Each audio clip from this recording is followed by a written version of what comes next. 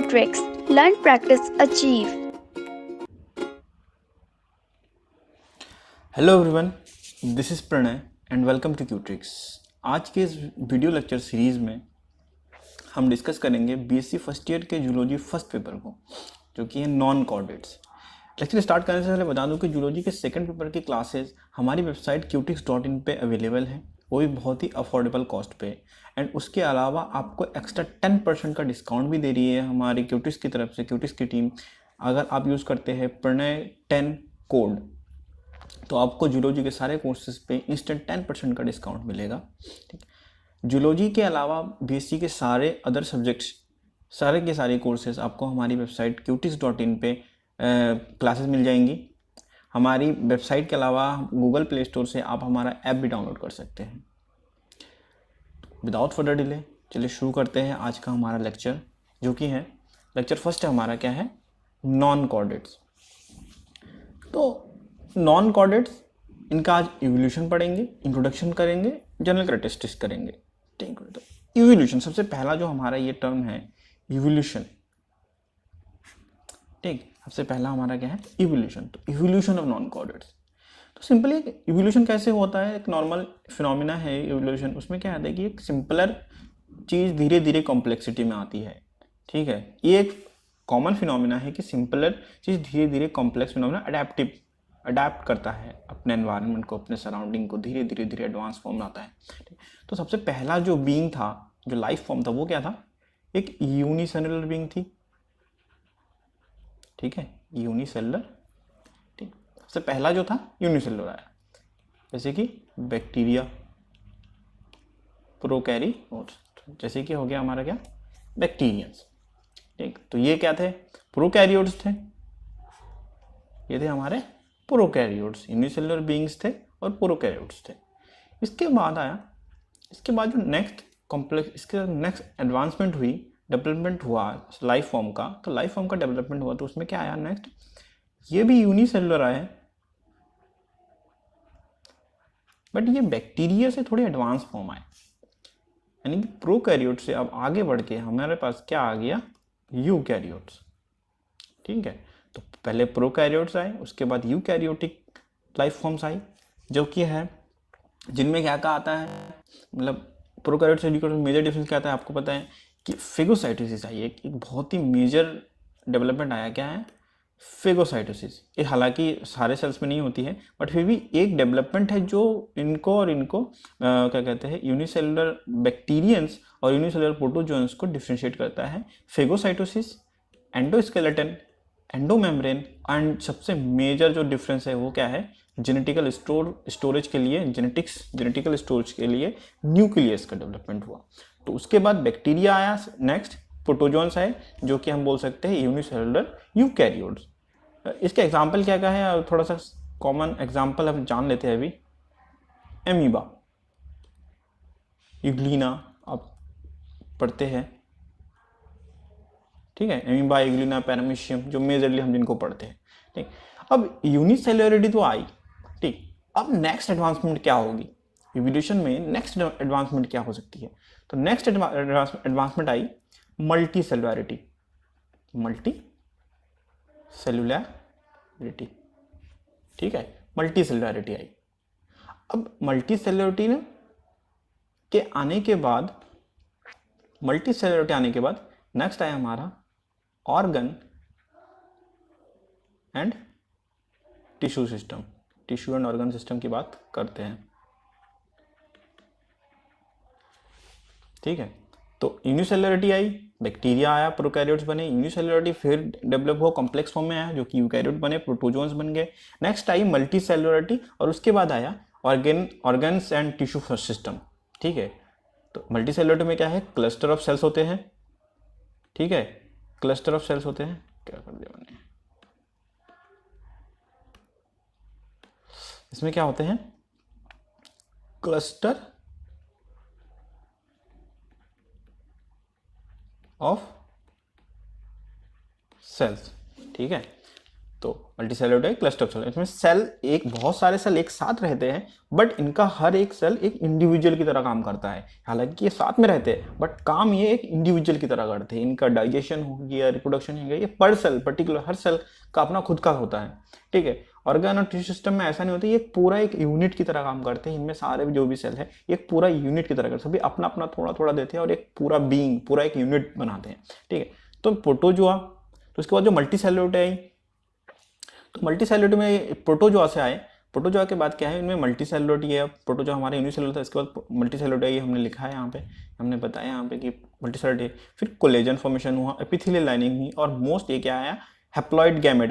यानी कि haploid gamete कब आता है, हैप्लॉइड गैमेट तब आता है जब हमारा क्या कहते हैं सेक्सुअल रिप्रोडक्शन आता है। ठीक है, हैप्लॉइड गैमेट कब आता है, जब हमारा सेक्सुअल रिप्रोडक्शन, मतलब क्या है, प्रोटोजोआ के बाद अब हमारे एनिमल्स में क्या आ गए, सेक्सुअल रिप्रोडक्शन। ठीक हो गई, सेक्सुअल रिप्रोडक्शन आया। अब हमारे मल्टीसेलुलरिटी क्लस्टर ऑफ सेल जो पैराजोआ की बात कर रहे हैं, ये पैराजोआ होता है एक सिंगल फाइलम कंसिस्टेड है जो जिसे कहते हैं पोरीफेरेंस, पोरीफेरा।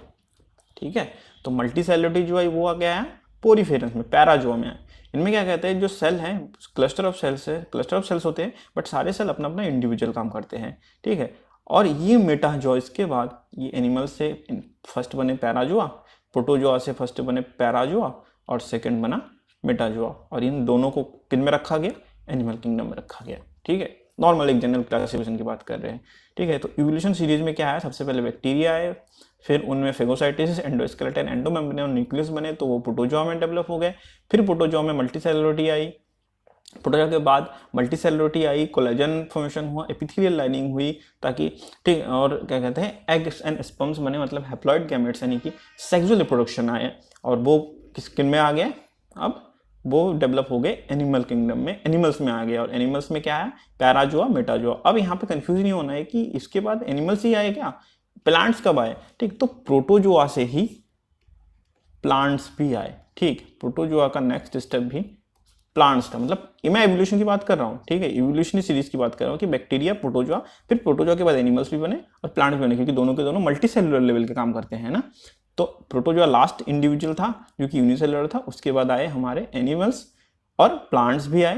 तो हमारा अभी कंसर्न है नहीं प्लांट्स का, तो हमारा क्या है कंसर्न, एनिमल्स, पैराजोआ, मेटाजोआ।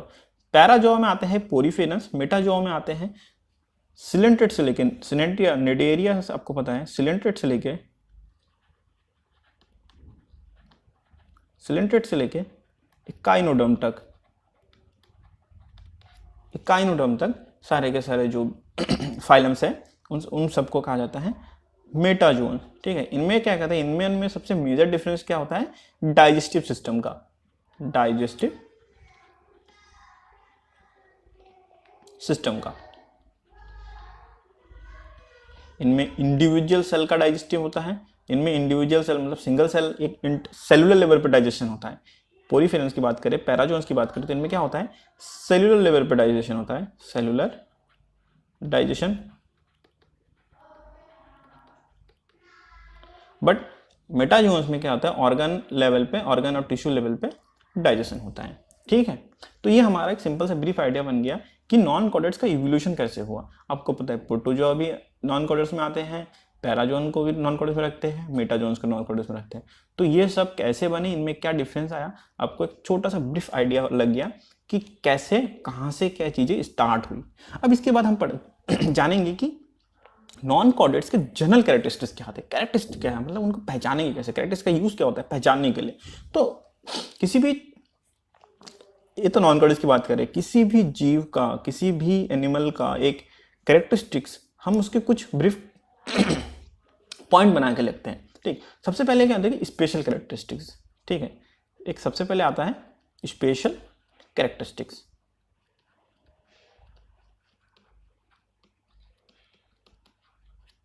ठीक है, स्पेशल कैरेक्टरिस्टिक्स वो होते हैं, वो कैरेक्टरिस्टिक्स होते हैं, वो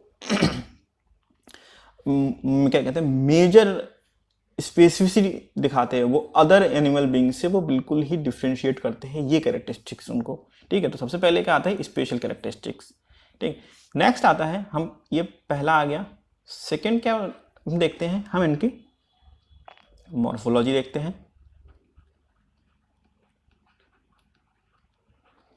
थर्ड में क्या देखते हैं, थर्ड क्या होता है, फेशियल कैरेक्टरिस्टिक देखते हैं, मॉर्फोलॉजी देखते हैं, इनका नर्वस सिस्टम, नर्वस सिस्टम कैसा है, ठीक है, इनका डाइजेस्टिव सिस्टम कैसा है,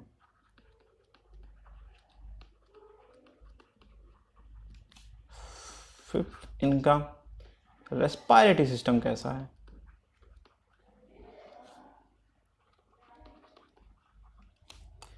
सिक्स हो जाएगा हमारा इनका रिप्रोडक्टिव सिस्टम कैसा है,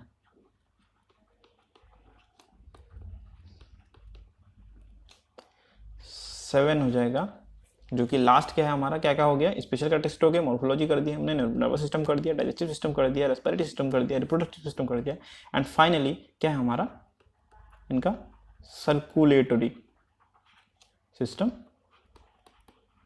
क्या होता है। तो किसी भी एनिमल ऑर्गेनिज्म के ये 7 पॉइंट अगर आपको पता है तो आप उसके जनरल कैरेक्टरिस्टिक इजीली लिख सकते हैं, ठीक है।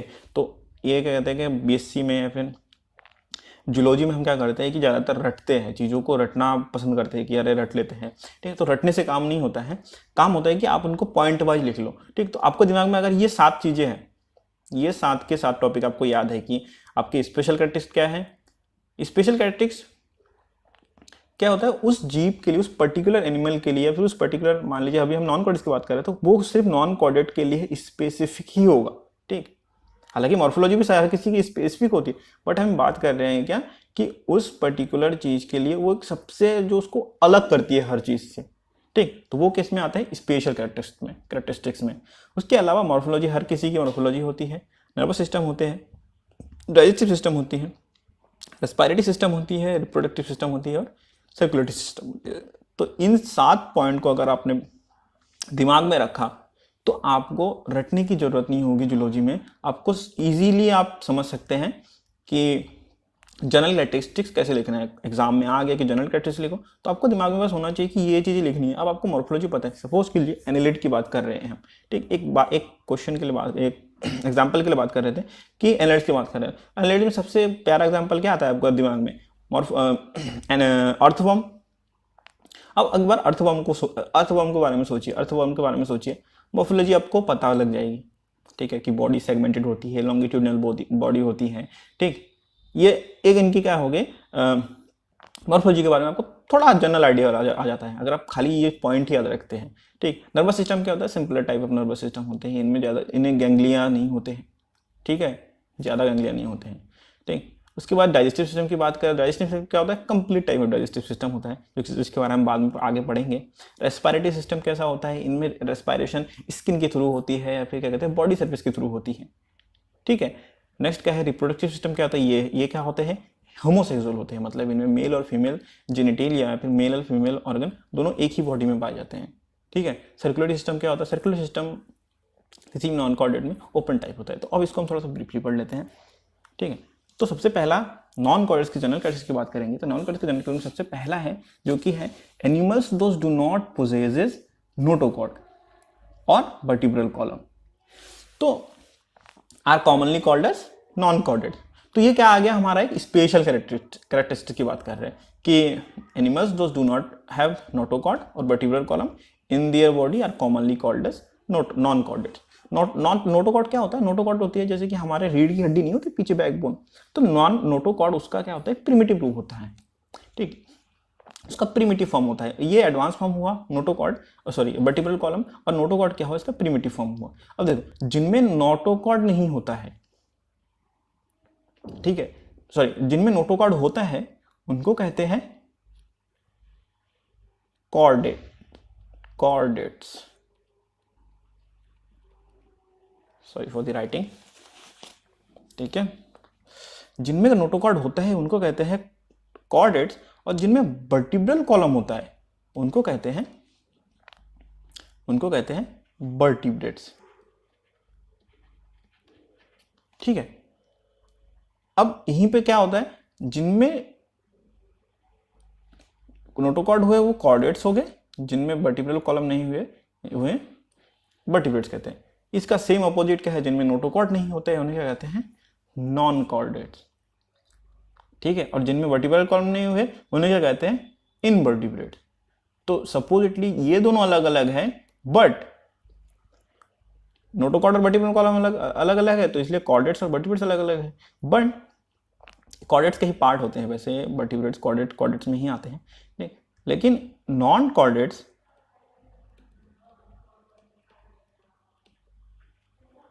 एंड इनवर्टिब्रेट्स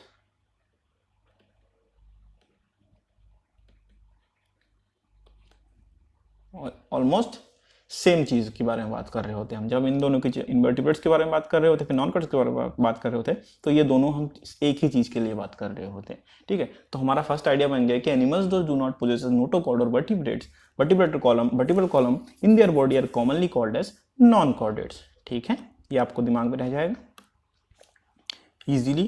ठीक है, नेक्स्ट क्या है, दे कैन बी डायप्लोब्लास्टिक और नीदर। अब देखिए ये और एक स्पेशल कैरेक्टरिस्टिक्स है। अगर हम किसी पर्टिकुलर एनिमल के लिए बात कर रहे हैं तो उसमें या तो डिप्लोब्लास्टिक होगा या फिर कुछ नहीं होगा। मतलब उनमें क्या होता है, डिप्लोब्लास्टिक या फिर नीदर, मतलब उनमें क्या कहते हैं, सेल लेयर की फॉर्मेशन नहीं हुई होती है। ठीक, तो बट हम यहाँ पे पूरे एक क्लेड के बारे में बात कर रहे हैं, एक नॉन कॉर्डेट्स के बारे में बात कर रहे हैं, तो उनमें ये सारे के सारे फीचर्स मिलते हैं। इसलिए ये हो गया इनका एक स्पेशल कैरेक्टरिस्टिक्स किया, तो डायप्लोब्लास्टिक होंगे या फिर उनमें कोई क्या कहते हैं, सेल लेयर की डिफरेंशिएशन नहीं हुई होगी। ठीक है, तो डिप्लोब्लास्टिक क्या होता है, तो सबसे पहले जर्मल लेयर। ठीक है, डिप्लोब्लास्टिक ना जर्मल लेयर के थ्रू हम डिफरेंशिएट करते हैं। तो जर्मल लेयर के थ्रू डिफरेंशिएट करते हैं, तो डिप्लोब्लास्टिक मतलब क्या हुआ, सबसे पहले लिख लेते हैं जर्मल लेयर क्या क्या होता है। एक होता है एक्टोडर्म, ठीक है, फिर होता है मेसोडर्म, ठीक, last but not the least होता है हमारा एंडोडर्म।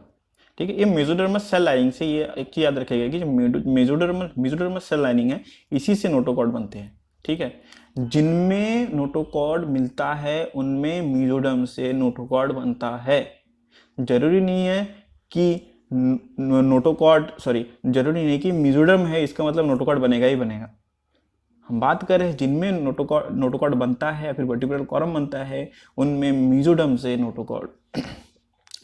से बनता है। ठीक है, ये चीज याद रखिए। एक्टोडर्म किस लिए काम आता है, हमारे हेयर्स, हमारे नेल्स, ठीक, हेयर्स नेल्स हो गए हमारे, इसके लिए काम आता है। ब्रेन, लेंसेस ऑफ आई, इन सब की चीज़ों के काम आता है।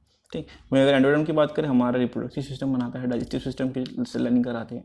ठीक है, ये चीज़ याद रखना आप। ठीक हो गया, जर्मल लेयर, मेसोडर्म, एंडोडर्म। ठीक, तो जिनमें दो एनिमल जिनमें एक्टोडर्म और एंडोडर्म होते हैं। ठीक है, बस दो ही लेयर होती है, ये वाली और ये वाली लेयर होती है, उनको क्या कहते हैं हम, डायप्लोब्लास्टिक। डाई मतलब दो, ठीक है, और ब्लास्टिक मतलब डायप्लोब्लास्टिक।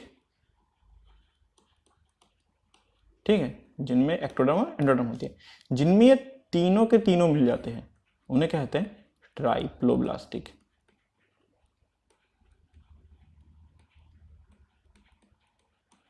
ओके, तो ये चीज कॉमन फिनोमिना समझ में आ गया कि जर्मल लेयर होते हैं, 3 लेयर होते हैं, एक्टोडर्म, मेसोडर्म, एंडोडर्म। जिनमें दो होती है, एक्टोडर्म और एंडोडर्म, उनको कहते हैं डिप्लोब्लास्टिक। जिनमें तीनों की तीनों लेयर हो जाती हैं उनको कहते हैं ट्रिप्लोब्लास्टिक। जिनमें ये सेल की ये सारे के सारे सेल लाइनिंग की बात कर रहे हैं हम। हाँ, ये एनिमल पोल, वेजिटल पोल की बात करें। जब आप डेवलपमेंट पढ़ेंगी तो ब्लास्टुलेशन का टाइम ना, जैसे कि सेल के यहाँ पे क्लस्टर बनते हैं। ठीक है, को पता है क्लीवेज के बाद सेल का ब्लास्टुलेशन होता है, तो इनमें एक एनिमल पोर और वेजिटल पोर होता है, पता है ना। तो इस एंगल के थ्रू हम डिसाइड करते हैं कि कौन सा एक्टोडर्म बनेगा, कौन सा एंडोडर्म बनेगा, कौन सा मीडियम बनेगा। मीडियम जो सेंटर की बात कर रहे थे, एक्टोडर्म यहाँ पे हो गया, एंडोडर्म यहाँ पे हो गया। ठीक है, तो ये हम इसके थ्रू डिसाइड करते हैं कहाँ पे एक्टोडर्म, कहाँ पे मेसोडर्म, कौन सी सेल लेयर एक्टोडर्म कहलाएगी, कौन सी सेल लेयर मेसोडर्म कहलाएगी, कौन सी सेल लेयर एंडोडर्म कहलाएगी। ठीक है, इसके बाद जब गैस्ट्रुलेशन आती है तो गैस्ट्रुलेशन में ना इन्वोल्यूशन इंग्रेशन होके सेल का फॉर्मेशन होता है, फिर ये क्या बना देते हैं, हमारा एम्ब्रियो फॉर्मेशन हो जाता है। तो उतना हम अभी डेवलपमेंट के बारे में नहीं पढ़ेंगे, हम बस खाली अभी सिंपल सा आइडिया लगा लेंगे कि एक्टोडर्म, मेसोडर्म, एंडोडर्म क्या होते हैं। ठीक हो गया। नेक्स्ट क्या है, body cavity is either pseudocoelomate, coelomate और ये सिलोमेट। ये और एक स्पेशल कैरेक्टरिस्टिक्स है। हमने पढ़ा था ना कि सबसे पहला क्या है, स्पेशल कैरेक्टरिस्टिक याद रखेंगे। ठीक है, तो और एक स्पेशल कैरेक्टरिस्टिक ये है कि the body cavity is either pseudocoelomate, coelomate और एसिलोमेट। ठीक है, इंसेक्ट्स की बहुत ही खूबी होती है, एक बहुत ही प्यारी खूबी होती है कि उनकी बॉडी में ना कैविटी होती है। ठीक है, बॉडी कैविटी मतलब ब्लैंक स्पेस, उसके बीच में गैप होता है, जो कि यूज करते हैं। वो किस लिए यूज करते हैं, वो न्यूट्रिशन ट्रांसपोर्ट, अरे अटक जा रहा है, न्यूट्रिशन ट्रांसपोर्ट, फिर क्या कहते हैं, गैसियस एक्सचेंज,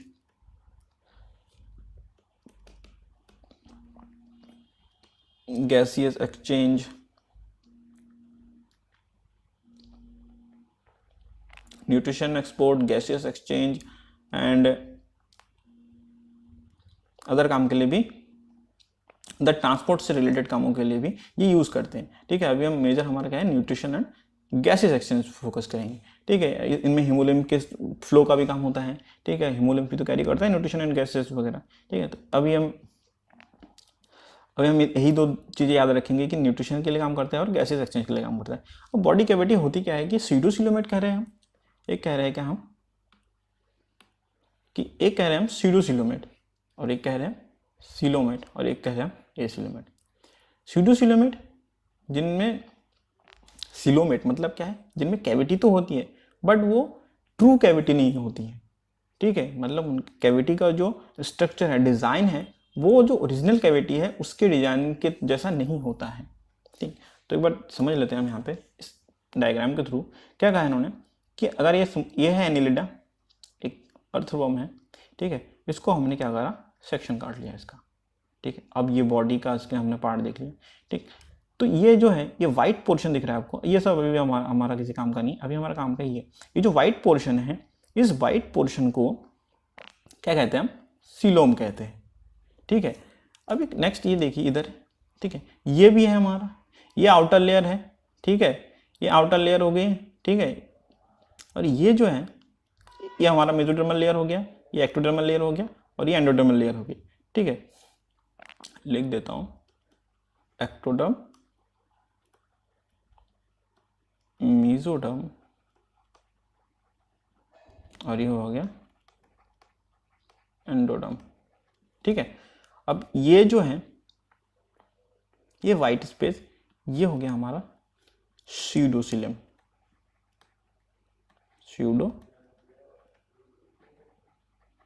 ठीक है, ये हो गया स्यूडोसिलम। अब ये यहाँ पे पूरा सर्कल दिख रहा है आपको और यहाँ पे ये देखिए हाफ सर्कल दिख रहा है। अब इन दोनों में डिफरेंस क्या है, पूरा सर्कल हाफ सर्कल तो नहीं बोलेंगे ना। तो क्या होता है, जो सीलोम होता है, जो ट्रू कैविटी होती है, उनमें क्या होता है, एक पेरिटोनियम सेल लेयर होती है। ये जो पोर्शन दिख रहा है आपको, ये जो पोर्शन दिख रहा है आपको, ठीक, ये से कहते हैं peritoneum lining, peritoneum cell lining. तो जिनमें जिन नॉन कॉर्डेट्स के कैविटी में पेरिटोनियम लाइनिंग होती है, वो क्या कहलाएंगे, सीलोमेट्स कहलाएंगे। ठीक है, those non chordates which possesses peritoneum lining are called coelomate and those which lacks the peritoneum lining which are pseudocoelomates। Simple. ठीक है, तो मतलब क्या है, सीलोमेट्स में पेरिटोनियम प्रेजेंट होता है और स्यूडोसिलोम में पेरिटोनियम की कोई लेयर प्रेजेंट नहीं होती है। ठीक है, एक सिंपल सा आपको आइडिया लग गया। नेक्स्ट क्या है हमारा, they lack rigid internal skeleton. अब देखिए हमारा उसके बाद क्या था, एक मॉर्फोलॉजी पढ़ना था। ठीक, मतलब हम उसको देख के कैसे पता लगा सकते हैं। ठीक है, तो एक ये ऐसी चीज होती है कि जनरल, सबसे कॉमन, मतलब एक सिंपलेस्ट टाइप ऑफ आइडिया लग जाए उस पर्टिकुलर ऑर्गेनिज्म के बारे में, तो क्या है कि they lack rigid internal skeleton. ठीक है, रिजिड इंटरनल स्केलेटन का मतलब क्या हुआ, मतलब जो इसके इंटरनल स्केलेटन है उनमें क्या होता है, रिजिडिटी, हार्डनेस नहीं होती है। ठीक है, यानी कि इनमें जो एंडोस्केलेटन है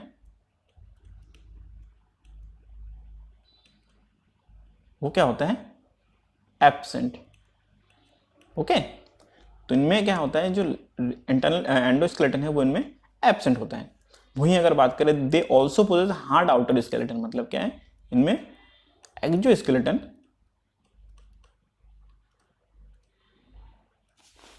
प्रेजेंट होता है, इनमें एक्सोस्केलेटन प्रेजेंट होता है। राइटिंग को थोड़ा ध्यान में दीजिएगा। ठीक, तो अभी इसका एक सिंपल सा एक एग्जांपल है स्नेल्स। हमने स्नेल देखा होगा, स्नेल्स का आउटर शेल होता है बहुत ही हार्ड होता है। ठीक है, वो किस लिए यूज करते हैं, बॉडी कवर। ठीक है, ये देखिए शील्ड फॉर बॉडी का प्रोटेक्शन।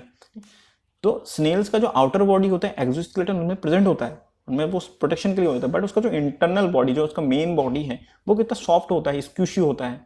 ठीक, तो उनमें क्या होता है, एंडोस्केलेटन नहीं होता है।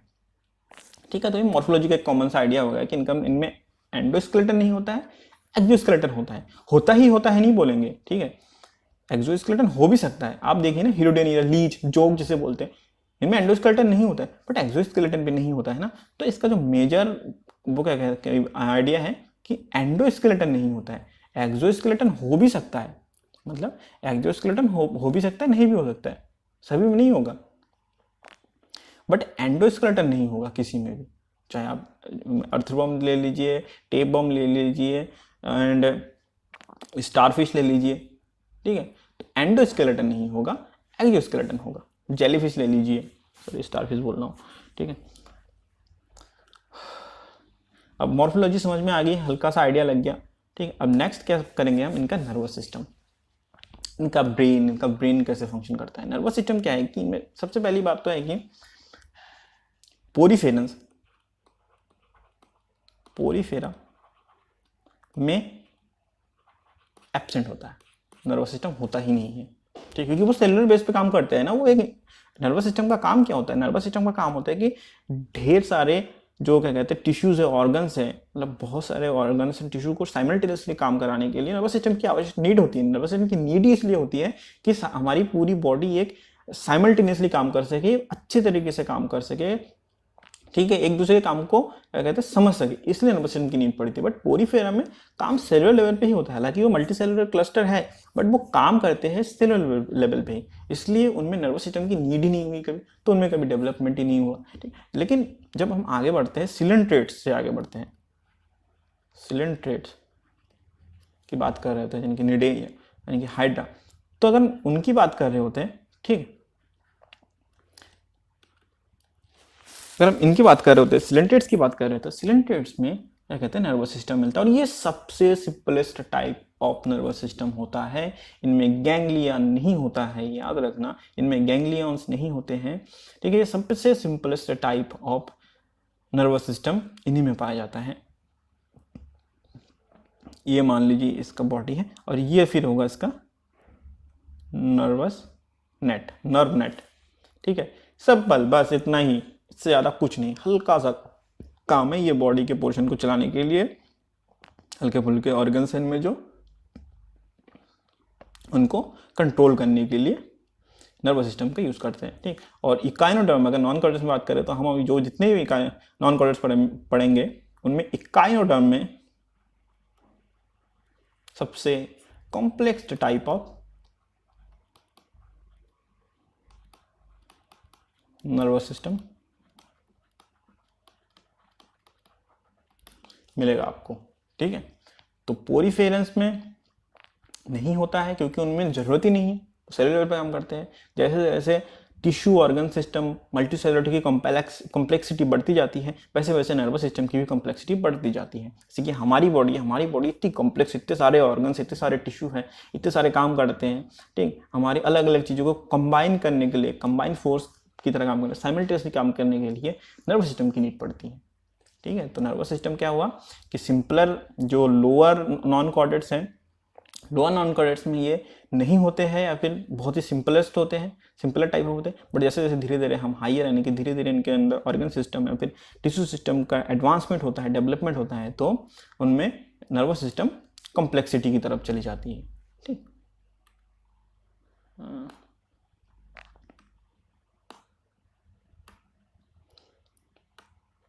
नेक्स्ट है नर्वस सिस्टम के बाद क्या है हमारा, एक छोटा सा एक बात है कि most non chordate possesses high generative power, high regenerative power. ठीक है, ये एक स्पेशल कैरेक्टरिस्टिक में आ सकता है, इस स्पेशल कैरेक्टरिस्टिक में आएगा, इसको कहेंगे non chordate possess high regenerative power. सभी नहीं, ठीक है, हालांकि ऑलमोस्ट सारे के सारे ही करते हैं, बट ऑर्थोपॉड्स में देखना हम क्या कहते हैं, अगर आप मधुमक्खी को पंख फाड़ दो या फिर उसको कहीं से एब्डोमिनल सेक्शन कट कर दो तो वो खत्म हो जाते हैं। ठीक है, तो सारे के सारे नहीं करेंगे, बट ज़्यादातर, ठीक है, मोस्टली, हम यहाँ पे लिखे मोस्ट लिखा है ना यहाँ पे, तो most non chordate possesses high regenerative power, और ज़्यादातर ये जो फीचर है ये लोअर नॉन कॉर्डेट्स में अवेलेबल होता है। ठीक, तो लोअर नॉन कॉर्डेट्स में रीजनरेशन की पावर बहुत ही हाई होती है। ठीक है, तो most non chordate possesses high regenerative power. सबसे एक कॉमन एग्जांपल, स्पॉन्जेस की बात नहीं करेंगे हम बात करते हैं हाइड्रा से, जिनमें एक क्या कहते हैं काफ़ी कॉम्प्लेक्स बॉडी है कंपेयर टू पोरिफेरेंस एंड प्रोटोजोअन्स। ठीक है, लीच होती है, लीच के लिए बात करते हैं कि लीच का आप सेक्शन काट देते हैं, फिर भी हर एक सेक्शन से वो प्रॉपर लीच डेवलप हो जाता है। तो अगर सपोज कर लो कि यहाँ पे हमने इसके 2 कट किए तो 3 बॉडी बन गई, 1 2 3, ये हाइड्रा है हमारा। ठीक है, तो अगर हमने 3 सेक्शन कट करे इसके अगर 3 सेक्शन कट करें, दो चॉप करें, तो क्या है, इसकी रीजनरेशन पावर इतनी है कि ये 3 इंडिविजुअल हाइड्रा को डेवलप करा देगा।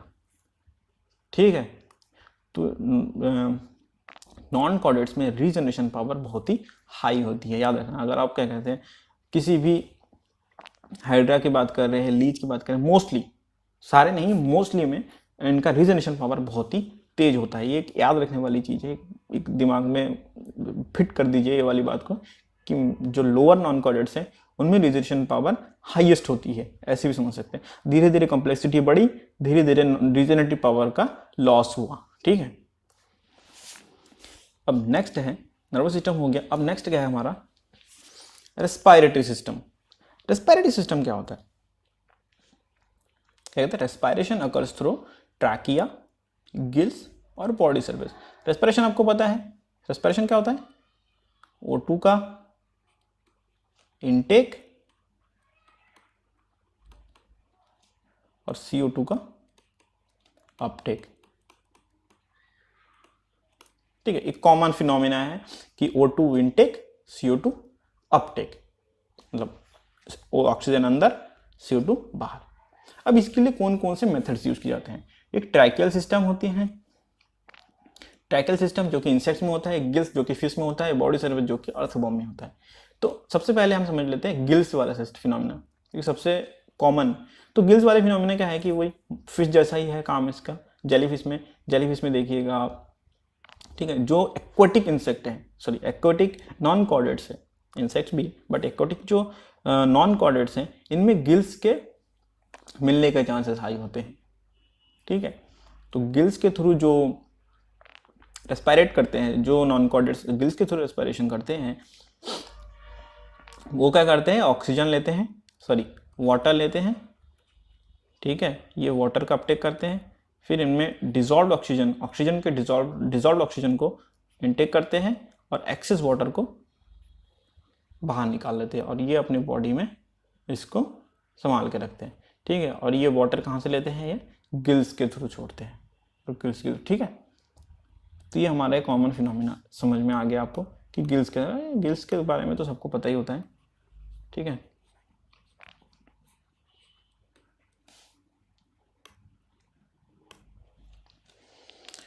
अब क्या है हमारा ट्रैकियल सिस्टम। ट्रैकियल सिस्टम क्या होता है इंसेक्ट में, ये देखिए हमने यहाँ पे डायग्राम बना रखा है पहले से ही। तो ट्रैकियल सिस्टम में क्या होता है कि बॉडी पे पोर्स होते हैं और ये पोर्स टनल्स के थ्रू कनेक्टेड होते हैं बॉडी से। ठीक है, ये जो आपको दिख रहा है, इन टनल्स को कहते हैं ट्रैकिया, और इसीलिए इनको कहा जाता है tracheal system of respiratory aspiration, ठीक है। तो सबसे पहले यहाँ से एयर का इनटेक किया इन्होंने, ये यहाँ से पहुँचा दिया ट्रैकियोल्स तक, जो फाइन ब्रांचेस दिख रही, जो पतली ब्रांचेस है इनको क्या कहेंगे, ट्रैकियोल। जो फर्दर ट्रैकिया से, ट्रैकिया जो मेन ब्रांच है, मेन ब्रांच से जब सब ब्रांचेस निकलती है, जो पतली ब्रांचेस निकलती है, जो कि प्रॉपर ऑर्गन, प्रॉपर सेल्स तक, सेल्स नहीं, प्रॉपर टिश्यू तक पहुंचती है, तो उनको क्या कहेंगे हम, ट्रैकियोल्स, ठीक है। अब ट्रैकिया से एयर इनटेक किया, ट्रैकियोल्स से गए और उन्होंने क्या कहते हैं, O2 का इनटेक हो गया। अब फिर क्या हुआ, अब वहां से रेस्पिरेशन हुआ, CO2 का अपटेक होगा, CO2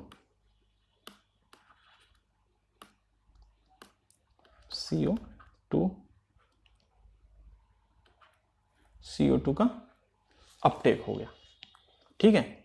तो ये बॉडी के सरफेस पे पोर्स होते हैं, पोर्स के थ्रू हमने ऑक्सीजन ले लिया। तो सिंपल सी फिनोमिना है कि हवा अंदर गई, ट्रैकिया के थ्रू, ट्रैकियल के थ्रू क्या कहते हैं, ऑर्गन्स तक पहुंचे, टिश्यू तक पहुंचे, वहां से CO2 लिया और फिर से वापस रिवर्स फिनोमिना आया और स्पाइरिकल के थ्रू CO2 एग्जिट हो गया।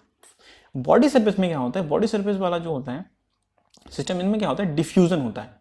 अगर हम बात करें तो बॉडी सरफेस में क्या होता है, डिफ्यूजन, ठीक है, डिफ्यूजन के थ्रू होता है।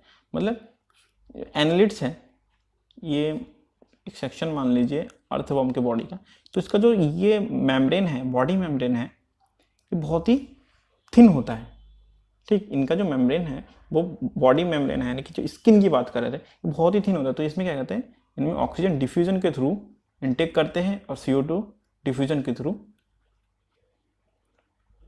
एग्जिट कर लेता है। तो इनमें ये बॉडी सरफेस का फिनोमेना किन में होता है, अर्थवर्म की बात कर रहे होते हैं हम, ठीक है।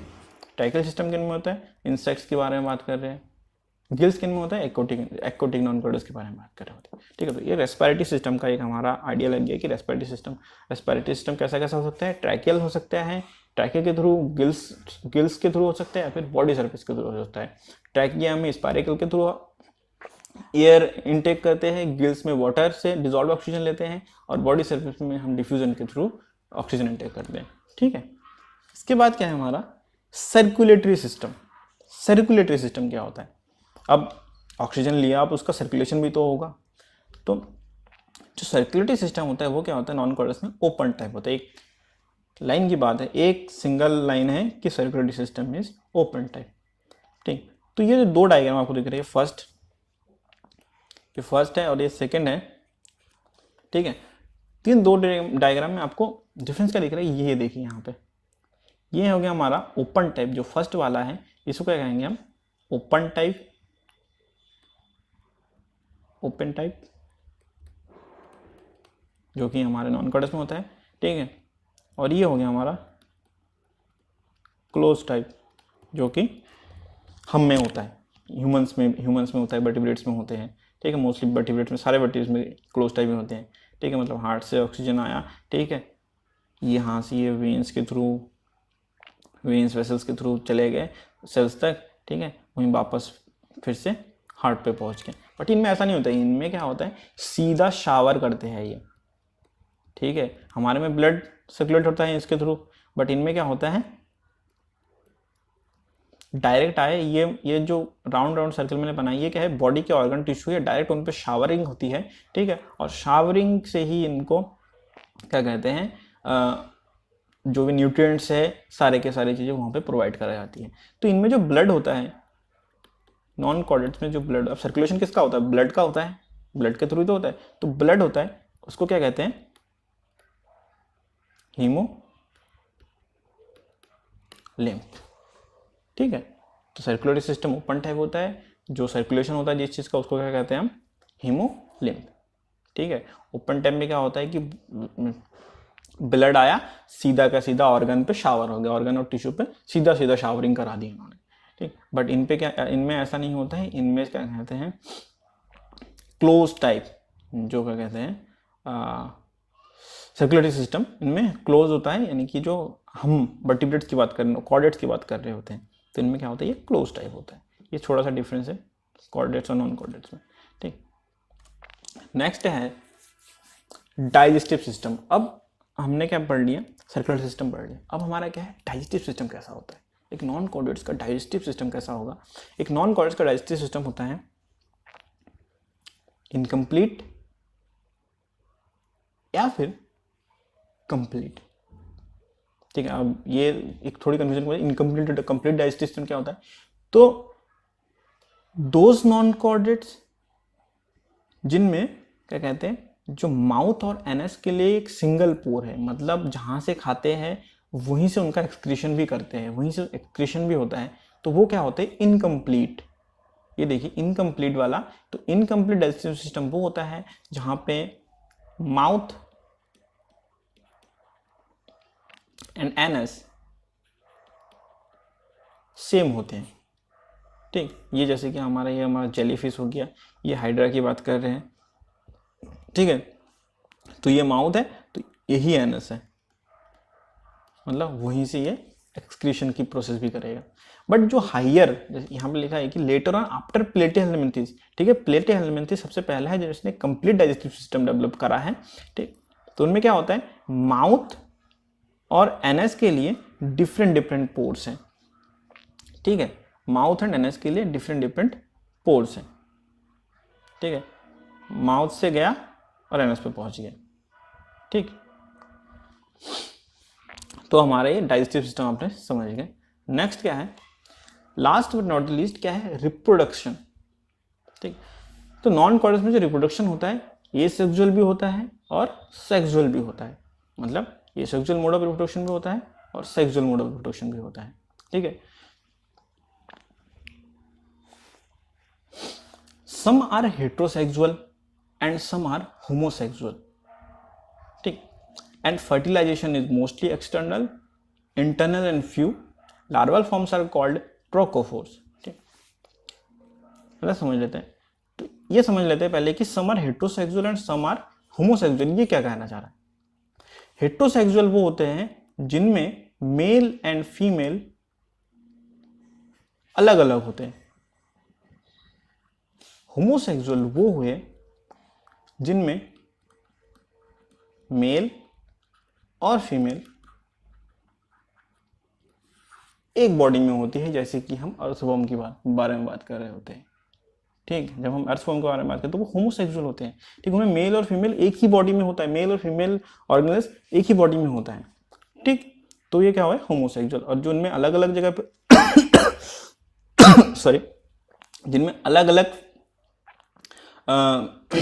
ऑर्गेनिज्म में अलग अलग बॉडी में मेल फीमेल होते हैं, वो क्या हुए, हेट्रोसेक्सुअल हुए।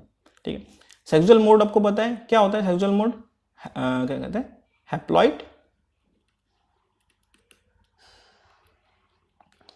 Gamete formation. ठीक है, हैप्लॉइड गैमेट के थ्रू सेक्सुअल मोड होता है।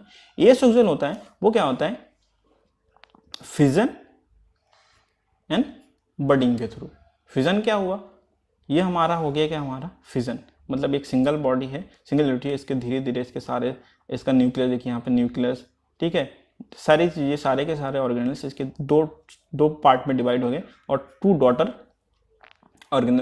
डॉटर जो क्या कहते हैं, इससे एक सिंगल पेरेंट से दो डॉटर सस बन गए हमारे। तो ये क्या हुआ है, हमारा फिजन की प्रोसेस ऐसी हुई। जब बडिंग की बात कर रहे होते हैं, ये सेक्सुअल रिप्रोडक्शन में बडिंग के बारे में बात कर रहे होते हैं, बडिंग में क्या है, ये हमारे एक हाइड्रा का फिनोमेना, हाइड्रा में अभी दिखा है। तो हाइड्रा में क्या होता है, यहाँ पे एक पहले बड निकला, धीरे धीरे डेवलप हुआ एंड फाइनली यहाँ से कट आउट होके एक पूरा एक सिंपल इंडिविजुअल ही बन गया ये। ठीक है, यही वाला। तो ये क्या होता है, बडिंग। ठीक है, ठीक है, तो हमारा अब रिप्रोडक्शन भी हो गया। हमने नर्वस सिस्टम पढ़ लिया, मॉर्फोलॉजी पढ़ ली, डाइजेस्टिव सिस्टम पढ़ लिया, नर्वस सिस्टम पढ़ लिया, रेस्पिरेटरी सिस्टम पढ़ लिया। ठीक है, और हमने रिप्रोडक्शन सिस्टम पढ़ लिया, स्पेशल कैरेक्टरिस्टिक भी पढ़ लिया। तो क्या हो गया, हमारे जो हमने 7 जो पहले टॉपिक बनाए थे, 7 जो पहले चार्ट बनाए थे जनरल कैरेक्टरिस्टिक समझने के लिए, हमने वो सातों कंप्लीट कर लिए और उसी के साथ हमारा general characteristics introduction and evolution का चैप्टर खत्म होता है। ठीक, प्लीज़ लाइक कर दीजिएगा, अगर आपको कहीं से भी हेल्प हुई है अपने फ्रेंड्स सर्कल में शेयर कर दीजिएगा इस वीडियो को। और बता दूं कि क्यूट्रिक्स लेके आया है सभी जूलॉजी क्लासेस एक अफोर्डेबल कॉस्ट पे। ठीक, अगर आप इंटरेस्टेड है तो आप हमारे वेबसाइट qtix.in पे जाके चेकआउट कर सकते हैं। हमारे प्ले स्टोर पे ऐप भी अवेलेबल हैं जूलॉजी के सारे कोर्सेज पे। अगर आप मेरा कोड प्रणय10 का यूज़ करते हैं तो आपको इंस्टेंट 10% का एक्स्ट्रा डिस्काउंट भी मिलेगा। ठीक, इसके अलावा जूलॉजी के अलावा जो सारे अदर कोर्सेज हैं उन सभी में आपको पर्टिकुलर टाइम पर्टिकुलर सीजन के हिसाब से आपको डिस्काउंट भी दिए जाएंगे। ठीक हो गया, थैंक यू।